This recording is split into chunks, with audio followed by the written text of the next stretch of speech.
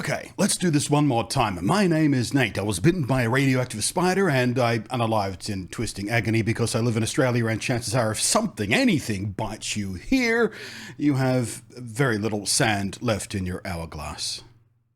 Trying out a new intro. A little clumsy, a little dark, funny, maybe a little. Anyway, hello again, I am Vlanty. So, let's do this one more time. Not the first time I've touched on this topic, and rather sadly, I'm sure it will not be the last.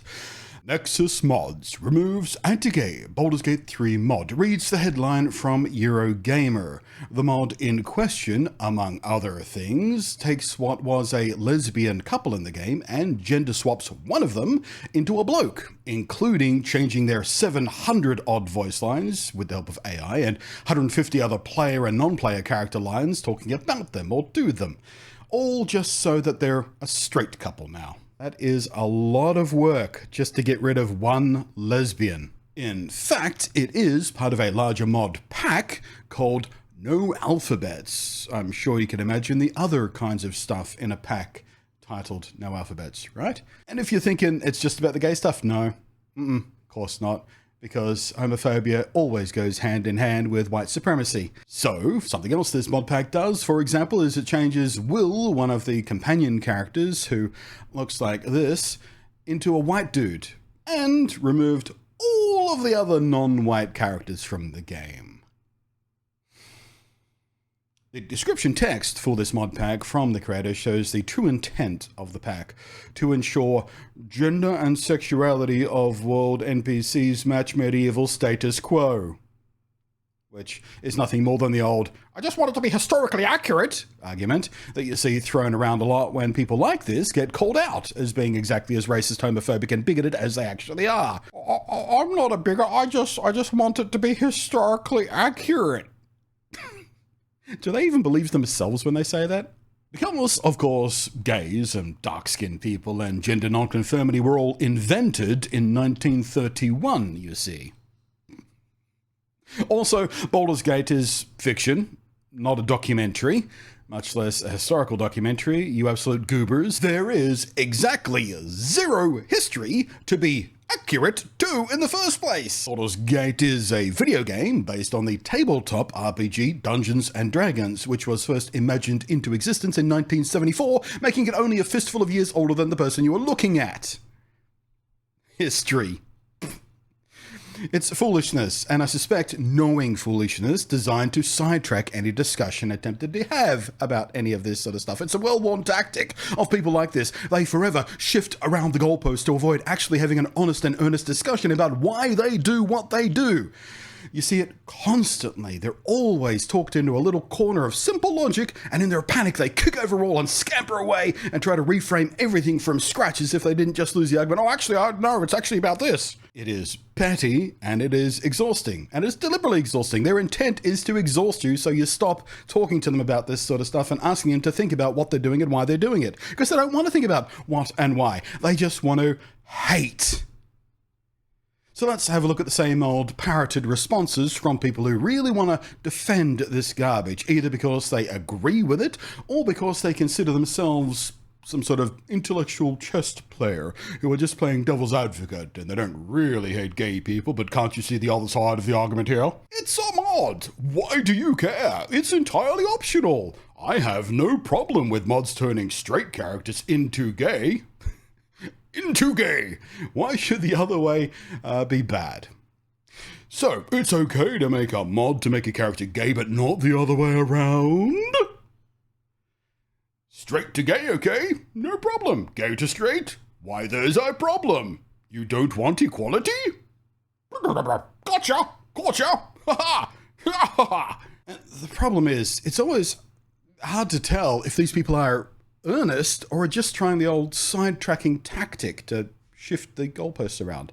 But let's pretend they're earnest, because on the surface it is a fair question.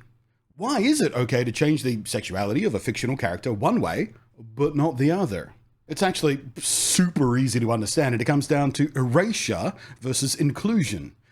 Queer people are in the minority, And for a very long time in media, they were basically erased. And I mean that literally. They weren't allowed to be shown on the screen, with things like the famously insidious Hays Code in Hollywood and many other similar things like it. Comics Code Authority, for example, in the world of comic books. So, when it comes to the continuing efforts to get honest, open, and earnest in correcting those decades and decades and decades of malicious erasure, the path forward is high visibility and refusal to be silenced ever. So, in this way, a mod that makes an ordinarily straight NPC in a role-playing game with romance options into a gay, or bi, or pan, or whatever, is inclusivity in action. Meanwhile, taking a character who exists as a queer or racial minority and altering that identity in favor of white, hetero, cisgender is in itself an act of erasure. The agenda, if you will, of the left is not to suppress or erase the majority, as much as people who dribble on about replacement theory would love to try and make you believe. No, it's about everybody getting a fair shake and allowing minorities to be visible to everybody. Or, to use another one of the right's favourite catchphrases around this sort of stuff, to shove it in your face. That's right, because they want to ignore the existence of these people, and we're not letting them do that, and that annoys them, because that makes them think about how they act towards other people, why that is, and perhaps even reevaluate themselves. So, the difference is removing representation versus adding inclusivity. Suppressing the acknowledgement of other people existing is not the same as adding more in. It's the intent that matters, not the overly reductionist logic of, well, this mod changes sexuality, so all mods that do that must also be good and allowed. And by the way, no one is banning the mod. Nexus, one of the many mod distribution and organization websites, is simply saying that mod does not align with how they want to operate their website. As this Reddit commenter pointed out, there's a ton of really sexually explicit mods on Nexus, but unlike what they imply here, the ones that mod characters of certain ages are absolutely not allowed and will be removed when reported. I know this for a fact because I have personally reported one I spotted in the new mods listing of one of my favorite games, and it was creepy and awful. I reported it and it was removed. Well, all of the other consenting adult nudity and whatnot mods are fine. They're there for those who need them. Need them? Want them. Which is it? And of course, I've seen people call Nexus mods removing mods that erase queer stuff or make black characters white as censorship, which, no, that's not how that word works. Please stop using it wrong. Or that it violates their free speech, which again, no, that's not how that one works either. Please get literate.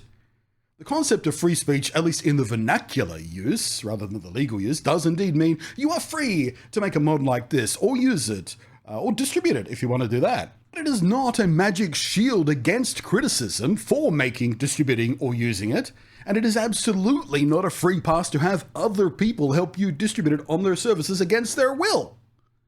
Free speech is not freedom from consequence, or freedom from rules, or laws. It is not even freedom from other people using their free speech to tell you you are being a huge stinky butthole of a person.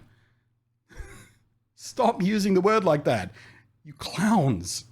So intent plays strongly into all of this, and the intent of mods, like the one we sprang off the discussion with today, are no secret. They are in fact clearly stated and proud of their intent. The stated intent is to erase, suppress, and otherize minority groups in favor of straight white supremacy beliefs.